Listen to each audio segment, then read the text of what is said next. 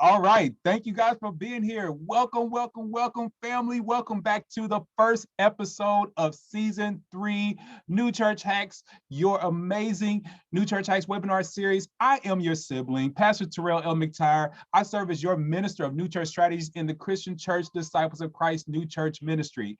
Hey, we are recording this. The playback will be available for you at newchurchhacks.com. There you can find all of our other episodes, including this one of this digital series, which we provide practical and sometimes peculiar prompts for churches from start to restart. Today, we are going to be talking about doing the post-pandemic preparation that is necessary in this time. And so as we are entering into this new world of mission and ministry, how do we really fill out our new, how do we make our revisioning? How do we do our restart? How do we do our re-engagement?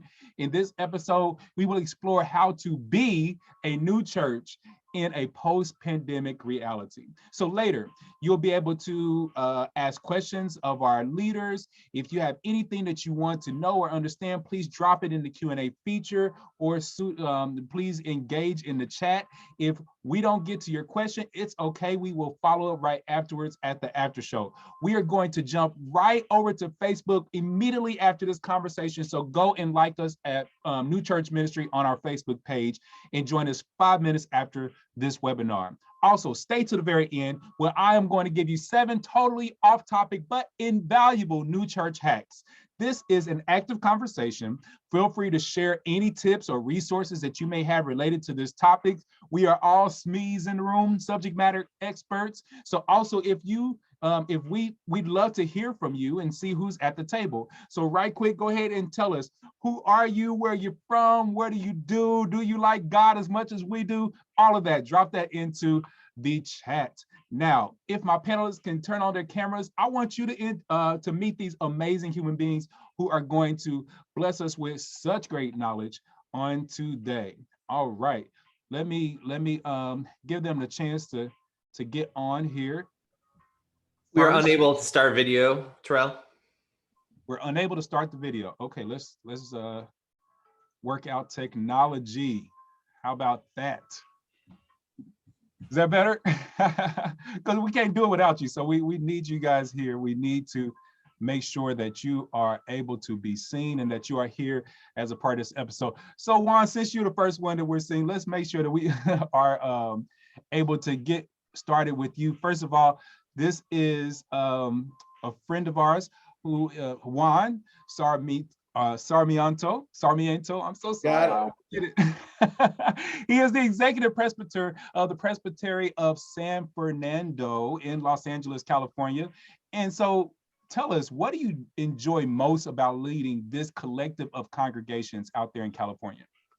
Well, Terrell, it is a joy to be joining here from the Los Angeles area. And what I enjoy, in addition to the city, which is great, I enjoy the creativity of the people, the way they have engaged even during this times of transition, and just the hope for the future. It's there, it's palpable, and it is exciting. So it is really something enjoyable to be able to serve this collective of churches in this region. Fantastic, fantastic. Thank you so much for being here. My man, Nick Warnaz, he is the founder and the executive director of Cyclical, my family, Cyclical. So tell us, everybody doesn't know about your greatness. Why don't you tell us, what is Cyclical? Terrell, good to see you. Thanks for including me.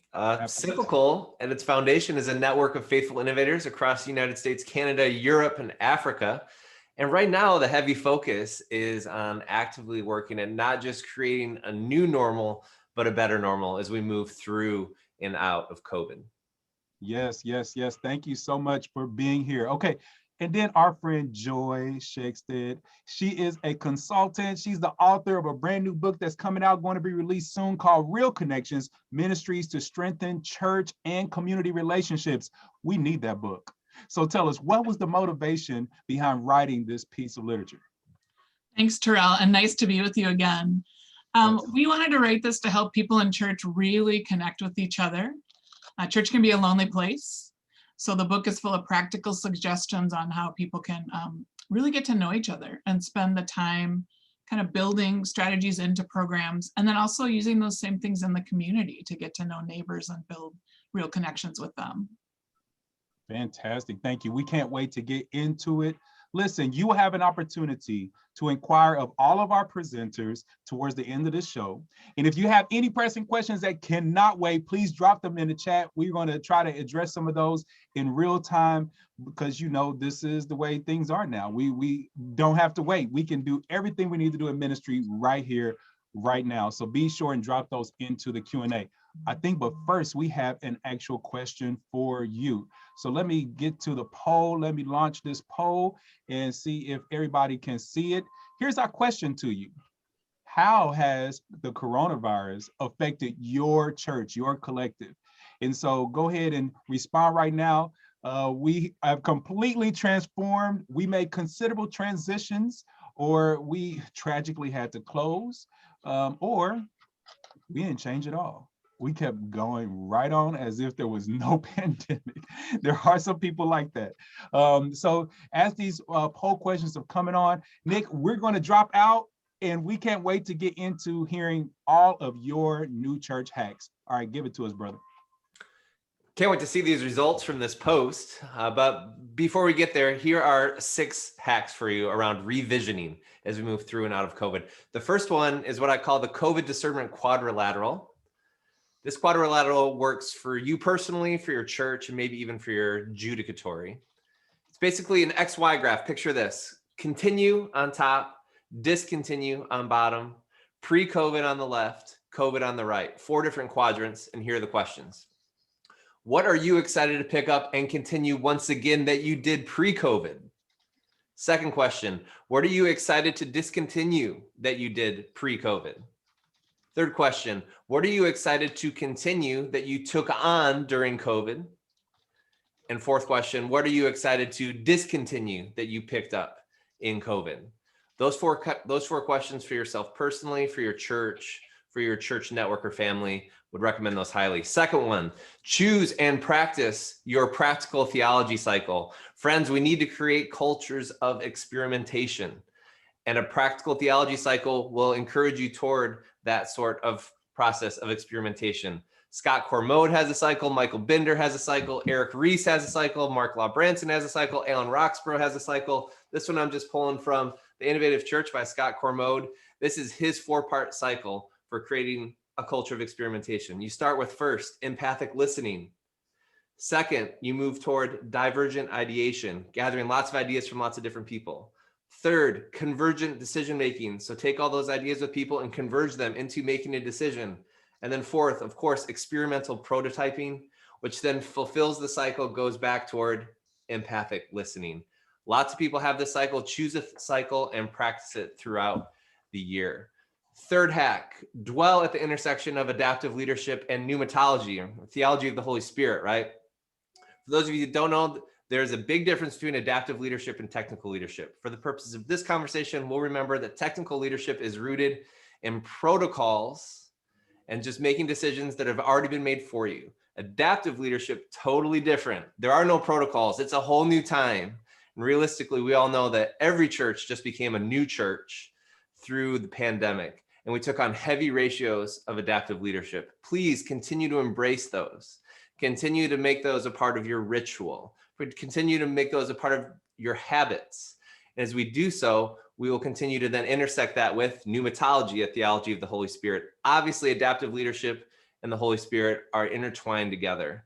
We believe that God is active, that God is real, that God is with us, that God is speaking, that God is laying breadcrumbs of the Holy Spirit out in front of us.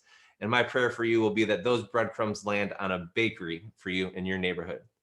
Fourth hack, open up our missiological toolbox. There's a book right here called Faithful Innovation, Beginning a Conversation on a Post-COVID Church. Your very own Terrell wrote a chapter in this book. This book is beyond the technical things that need to happen as we move through and out of COVID. This book intersects things like, what does empathy look like through and out of COVID? What does lament look like through and out of COVID? What does shrewdness look like through and out of COVID? Take big picture theological topics and give you space to do adaptive decision-making to then put into practice what you need to in your context. Highly recommend this book. I hope that you'll take a look at it and that will expand your missiological toolbox. Fifth hack, communicate with excellence and brevity across multiple platforms. Churches have bulletins, churches have social media, churches have websites, churches have data management systems. These are technical solutions to create. This is the good news. If you don't know how to do this, you can do this. You can learn how to be excellent at social media. You can learn how to be excellent at websites. You can learn how to be excellent at data management system. You can do it. But guess what? Not everyone wants to do that. So if you're not doing communication with excellence and brevity across multiple platforms, please start moving in that direction. If you want to head that up, go for it. You can do it. You can learn it. If you really don't want to do it, like for instance, I'm not doing it. This is not where my energy is going. So we find other partners, other saints, other siblings to help us along to do communication with excellence and brevity across multiple platforms.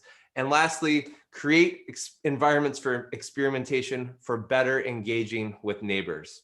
Have you ever heard of a skunkworks?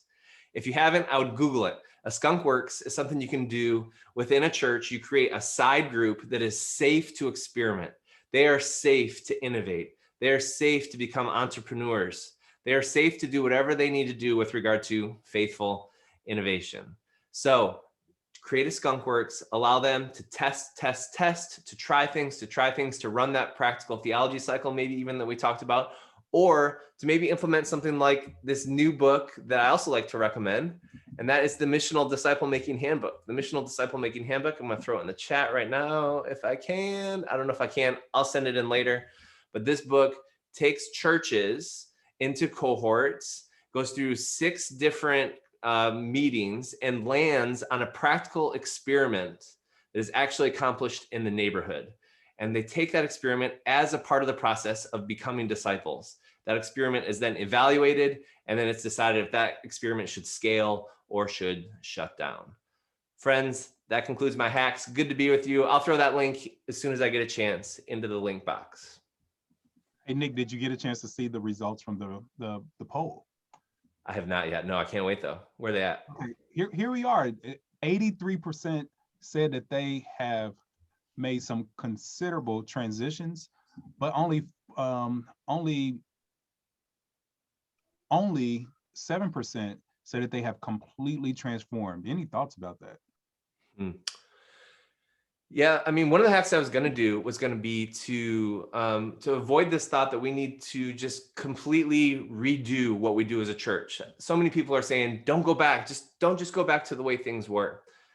But realistically, I think what we need to look at is what was working pre-COVID and how might that maybe slightly adapted to continue to scale for influence, for, of course, God's glory as we move forward. So that makes sense that it's not a complete revitalization, but more subtle adaptivity. I did find the chat box here too. Here's the link to that book that will help you to create an experiment in your setting for the purpose of making new disciples and better engaging with neighbors. All that said, I'm going to pass it on to my friend and colleague, the Reverend Juan Sarmiento. Thank you, Nick. Wonderful, wonderful hacks. I want to probably add a few more. One of them has to do with creating a new impact map, and that has to do with the reality of the times that we live in, and has to do with the necessity of restarting.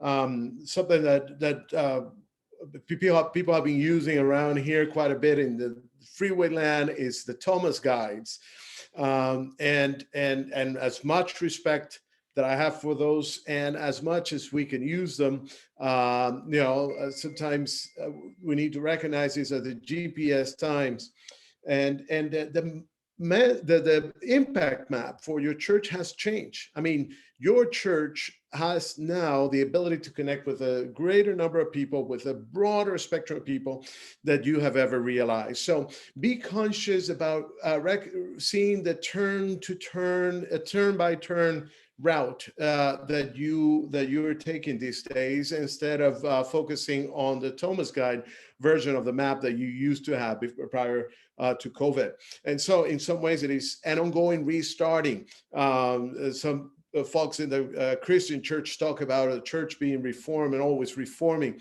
And I would say the church is always restarting, and the maps for the church need to be doing so. So that is the first one. Create a new impact map, and that is really important. The other, along with what Nick has said, is strengthen your experimentation loop. You do not know whether what you have started really needs to continue until you stop and take the time to assess and to ponder and to reflect upon what you have done. And so I cannot stress enough the importance of an ongoing discipline of stopping and assessing the whatever innovation or restart that you have.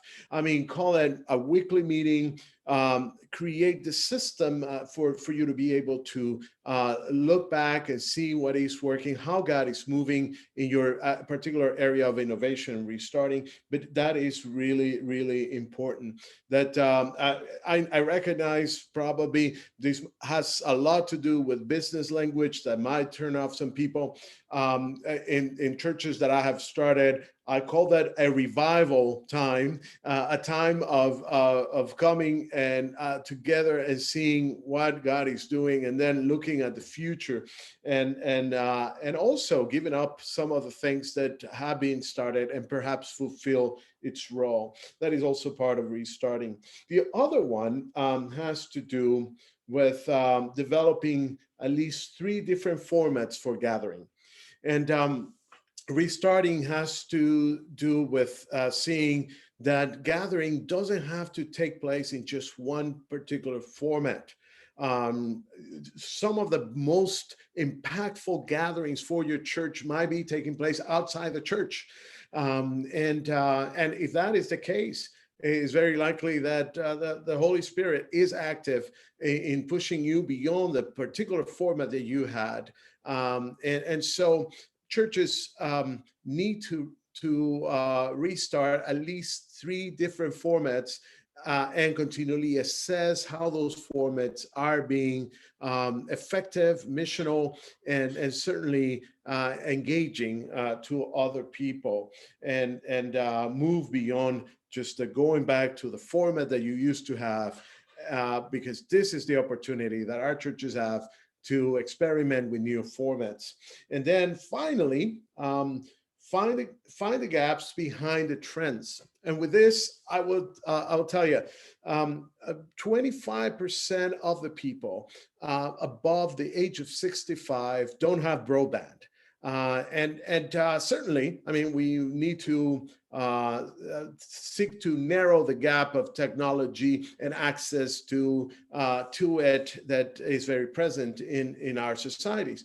But then on the other hand, we need to see that there is a possibility for our churches to engage with the 25% other people over 65 that will not tune in to your Zoom call or to whatever digital format you have. And so with that in mind, there are tools and ways of perhaps putting some of your content, your sermons, what you do on a way that can be stream or not stream, but people can dial in and listen to your service or to your sermon or to your Christian education hour. And so those are things that are counterintuitive, but look beyond the trends in the explosive growth of technology, and also see the demographical realities and how we could be witnesses within those realities. So those are the 4 hacks that I have to offer under the idea of restarting. And after having shared that, I would like to introduce you to our friend Joy for her own hacks. Hey everybody, thanks. I'm coming to you from blazing hot Minneapolis. Usually I say it's freezing cold Minneapolis, but really hot here, hotter than Florida. So Anyway, I've got a few hacks to share with you also. Mine focus mainly on trying some new things and being really relational during this time. So being very intentional about providing opportunities for people to connect to each other, to talk, to process what's happened in the last 15 months or so. So hack 11 is listen to your congregation to gather feedback and their ideas and listen to their concerns and their passions. I don't think this is the time to do like a top-down visioning process.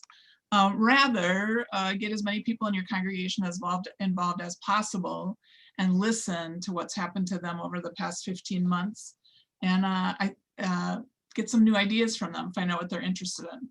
Hack 12 is hold a large group visioning process to set forward direction for the church.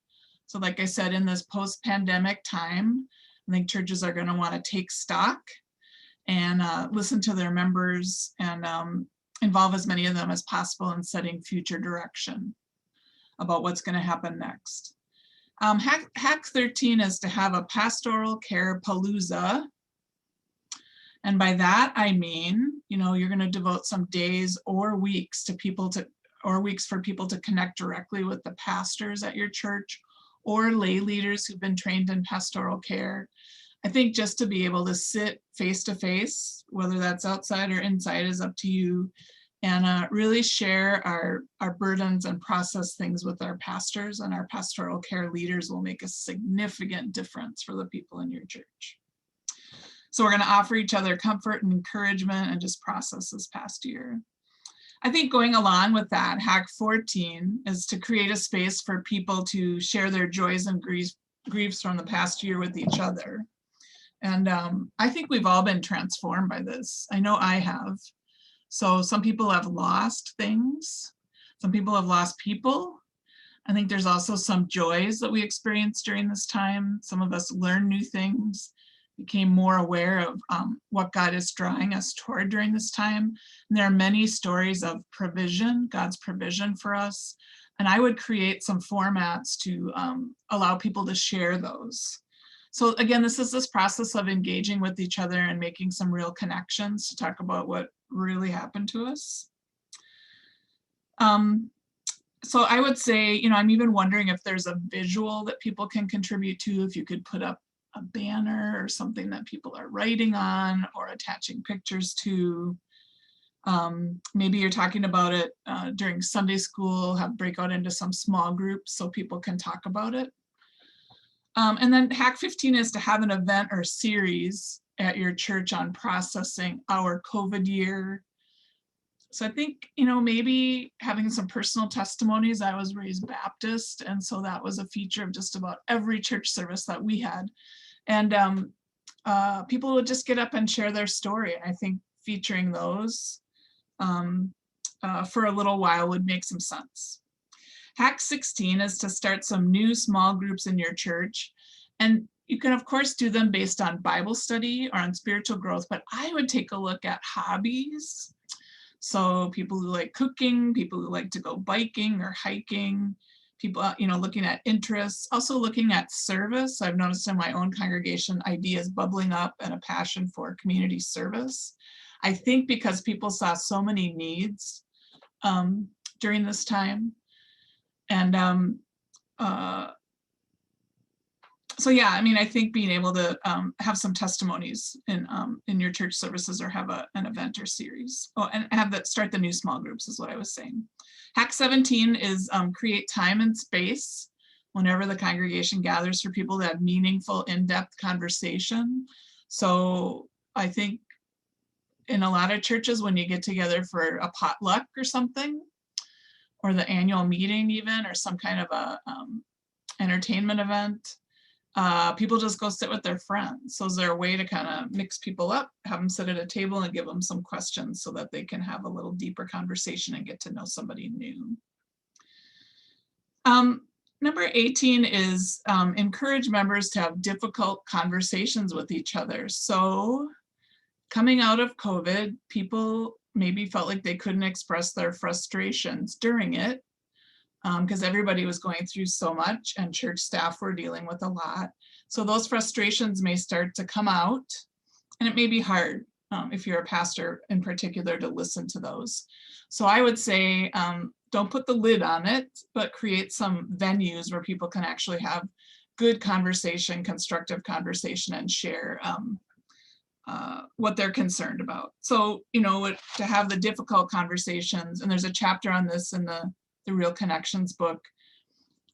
You're focusing on your own curiosity, being curious about the other person, listening to them deeply, not judging them, and really focusing on understanding their perspective.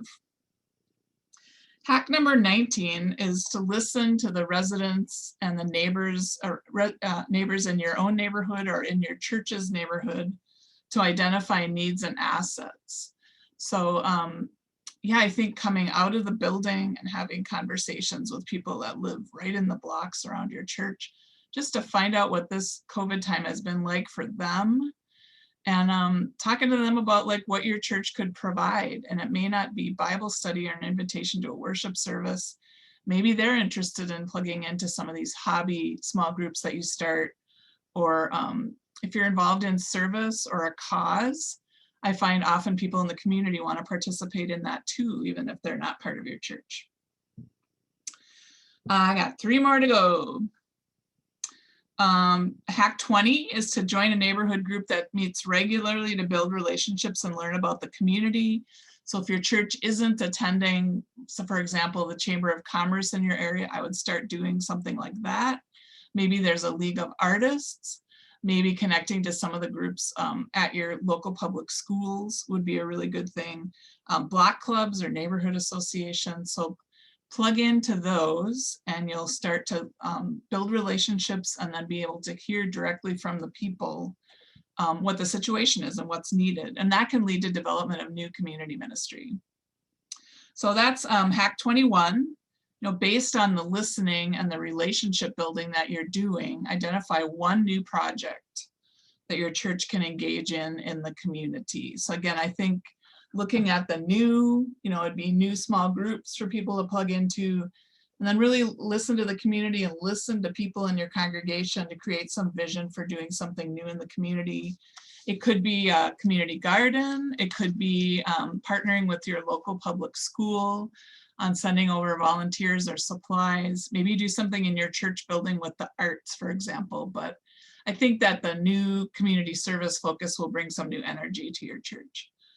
And then hack 22, my last one, is connect to an organization in your community that could partner with you in your project. So I already gave you kind of a long list of possible partners. If your church has never done that before, it will be life transforming for all of you to be partnered with another church, your local public school, the Boys and Girls Club, an arts organization, for example, because you'll bring your interest and your volunteers and your passion around the cause to the table, and they're going to bring all this expertise, program formats, many things. So community partnerships are something I work on with churches all the time, and they are very transforming for the church and for the community. So those are all my hacks. I think being able to think about how to be especially relational during this time and making time for conversation, and then trying some new things that people can plug into. Yes, yes, yes, yes. Thank you so much, Joy. Thank you, Juan. Thank you, Nick. Oh my God, that was fantastic. We really needed to hear everything that you guys said. We need to hear it 10 more times.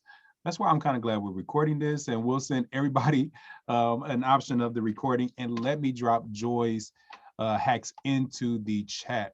So Joy, come on back on so that we can have a little bit of discussion. That actually ends the actual presentation part of this episode, but we have questions that we want to get into. And Nick, I don't know if you saw that someone asked you specifically a question, so we'll let you address this very first here, and then see if any of your co-conversationalists want to say anything. But Nick, any input on how to lead or support change in a church setting where the minister is not the executive, but effectively a co-elder a co-elder, basically, kind of taking care of some of the technology portion. Yeah, with technical expertise. Terrell, My video is off, so I'm not able to turn it on. All right, let's take care of that. Okay, all right. I'm a big fan of the priesthood of all believers. And I think the future of the church is going to be moving toward decentering the professional Christian. And I think that the Holy Spirit is discerned in community. So all the right pieces here from Michael, and thank you for your question. And if you're not used to doing adaptive leadership with a community of people without a pastoral leader, I would say just practice it. And you can begin practicing by asking this question. Hey, has anyone sensed God doing anything in the neighborhood? You can do neighborhood walks.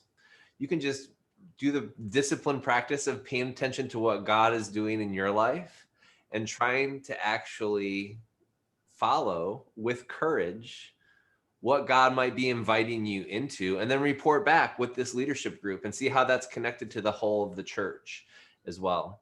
And like Joy said in one of her hacks as well, I think if you want to get into just maybe like dip your toe in the water a little bit of better neighborhood engagement, of doing faithful innovation without a pastor, do this work together as a group, ask what God's doing in and amongst your lives, the neighborhood's life, and then form a partnership with someone who's already doing what you're sensing God wants you to do, and discern that partnership as it moves forward. It's a little more advanced to create your own initiative. It's a lot easier to just form a partnership and just join with what other people are already doing. Yeah, you know, what you're saying kind of reminds me that there's so many elements of church that are very like one directional. You know, we're pushing out, whether it be ministry or pushing out a message or things like that. And so what I hear is this is an opportunity for leaders to engage differently, the participants to engage differently, the neighborhood. Like there has to be major shifts relating to engagement. And I'm wondering if, because we have been so isolated for over a year, if we are hungry and ready for a next level and a transformation in engagement. But we want to hear from you guys. What do we need to do to be intentionally more engaging within our collectives? And I think asking people what they're interested in, you know, what's God saying to them. So doing that in your congregation. And there's a lot of different ways to do that. You know, you could do focus groups, you could have large group activities, you can do asset mapping, but you'll start to hear themes after a while. So people are, you know, like God works in congregations and everyone is unique.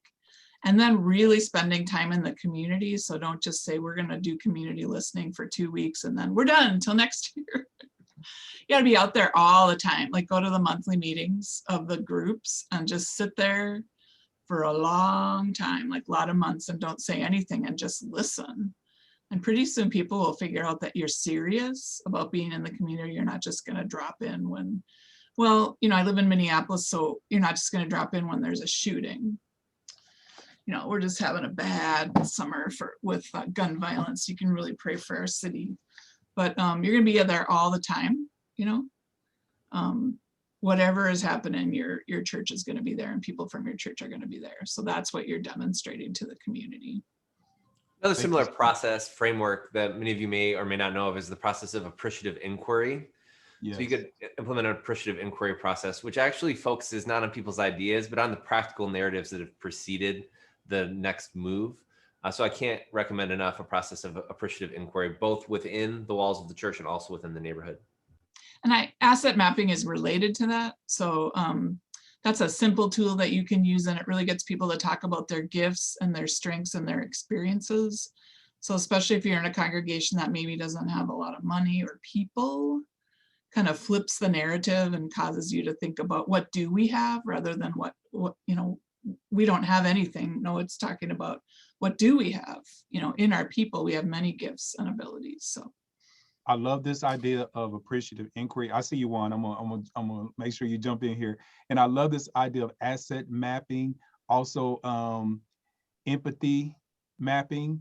You know, so basically what I hear you saying is kind of a change in paradigm from the way churches operated sometimes before, where we're always on mission to fix or to give or to do, but recognizing that everyone has some contribution to make.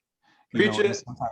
we need to just sit back and do that. Yes, yes. Pastor Juan, what do you have to say And about what that? I would, along those lines, what I would say is do not be afraid of going outside your immediate church community. I think one thing that COVID has taught us is that we do not know how to do certain things. And there is nothing wrong with going around your neighborhood and saying, folks, help us out. And perhaps committing to a long-term relationship with people that might or might not be part of the church that will be willing to coach your church, or at least some of you, in some elements that would make your church into a better resource and asset to the community. So there are folks out there that want to help your church, believe it or not, and they are waiting for you to say, help me out.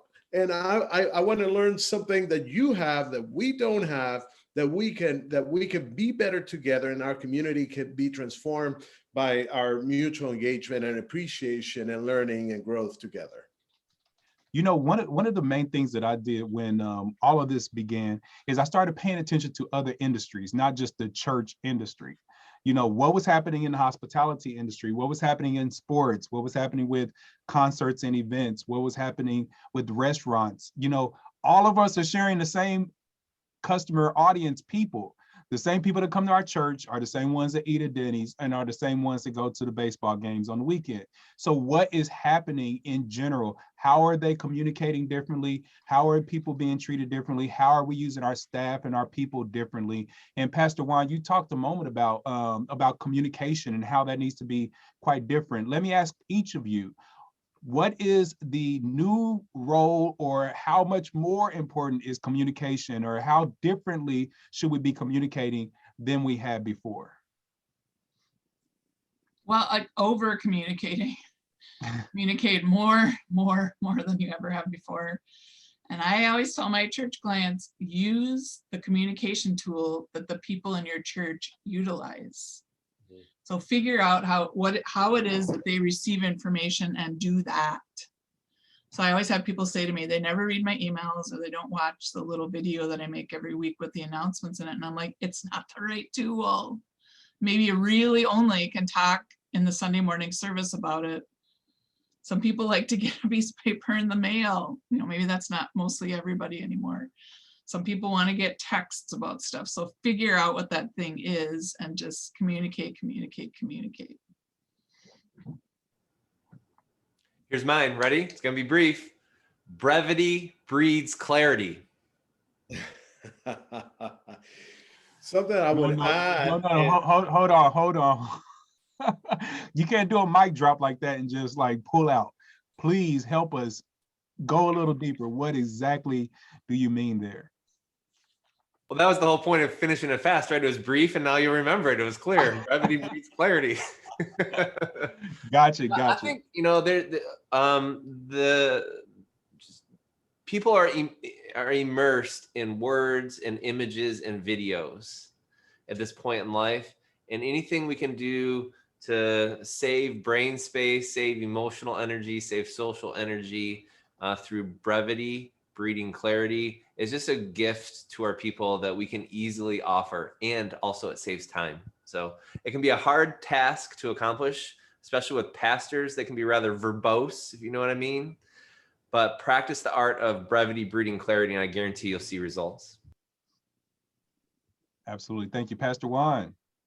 Well, I was going to say, along the lines of finding out where people are, something that in our collective of churches, in our Presbytery, we've discovered is that we migrated completely to digital communications, but there is a room for printed communications.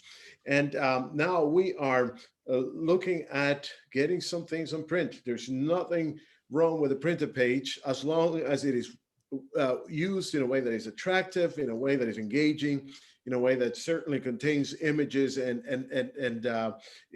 speaks to the people where they are. But it is important. I remember when libraries in the beginning of the digital revolution, people thought libraries are going to go away. My friend, they haven't.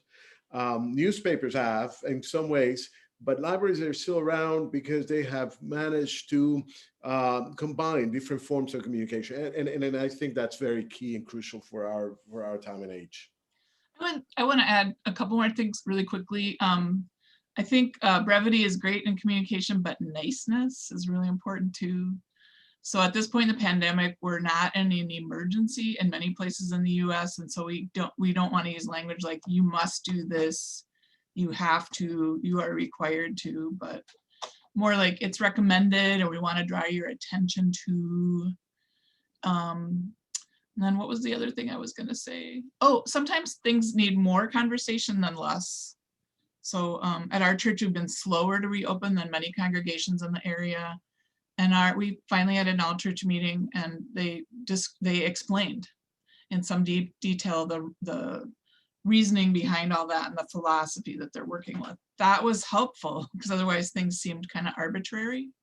We weren't sure where all that was coming from. So anyway, I think generally brevity is good, but sometimes you need some more words to describe something. So yeah, so I mean, how you do it, what you say, when you say it, all of that is super important. Juan, I don't know if you saw the comment here in the chat. We'd love for you to respond to this. Donna has asked, we are interested in starting Spanish-speaking services and creating a new worship community for migrants.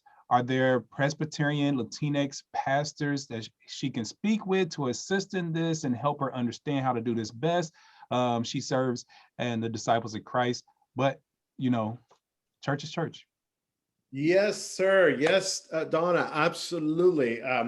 Cyclical has started something called Cyclical, and it is a phenomenal way of providing resources to non-traditional church startings, and it is not exclusively in the Presbyterian world. And so I included a link or a website there that you might want to explore. It is in Spanish, but do not be shy. Feel free to contact me, and I will be glad to connect you to Cyclica, given the importance of Spanish language in our society and the growing element of our communities that are Latinx. So, great question. Okay, I want to take a moment to think about something opposite or counter to what we're doing here with the hacks. Let's talk about a few anti-hacks, okay? What are some things that we should not be taking forward with us that we did before the pandemic as church? Okay, so right quick, I'm gonna go around. I'm gonna start with you, Nick. What is at least one anti-hack for post-pandemic realities of church?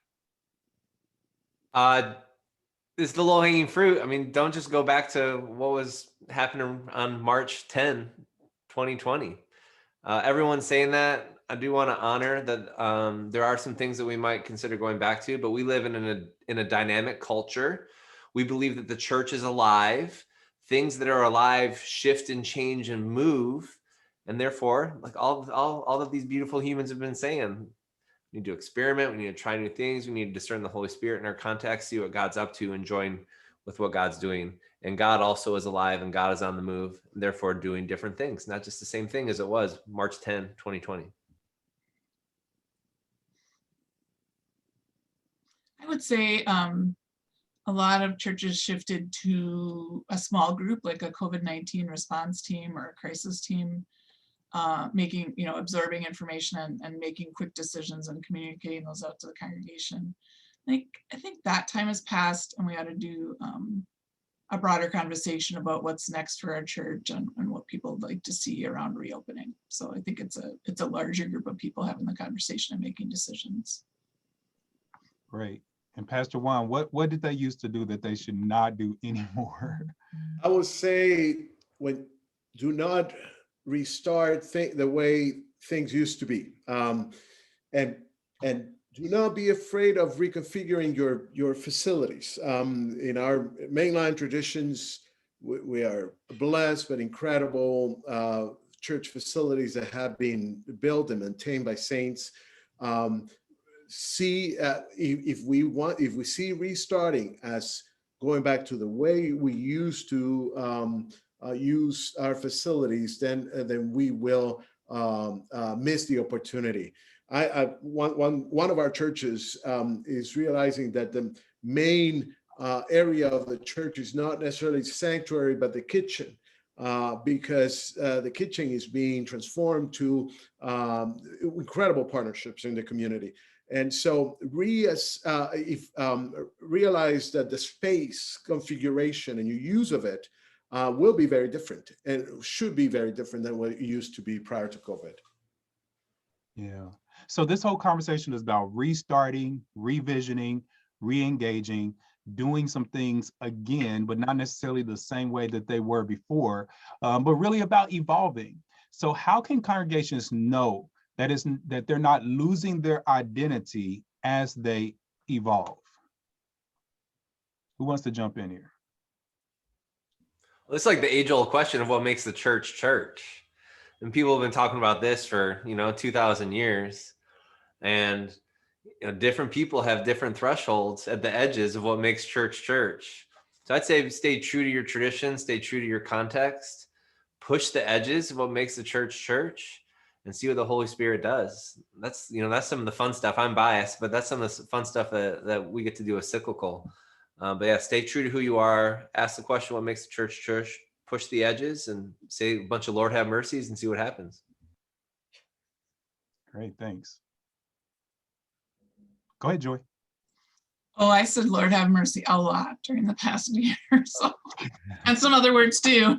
I mean, now we've been not together regularly in a regular way for many months now at our church, and people are starting to say, what I miss most about our church is blank. So those are the things that are your identity, I think. And in our congregation, it's blended worship, the liturgy, doing Eucharist together, and our community, just being together in like a caring community with each other. So I think those are the things you just ask people, like, what did you miss the most? And then I think there were things that like nobody missed. And then we might say, oh, it was good to stop doing that. Good to get rid of those things. So. Yeah. I would say make sure that your potlucks include people that were not there before. I mean, something that our founder, the founder of this movement, started was around the table, and that's a good thing. I hear the disciples love their fellowship time, but at the same time, see to it that the fellowship time includes other people. Sadly, there will be some missing because it's a reality, but make sure that whatever you do, when you come together, break bread together, and enjoy your meals together, there are people there that were not there prior to COVID. I really love this response. So what I hear is it's about inclusivity, it's about safety, and it's about effectiveness.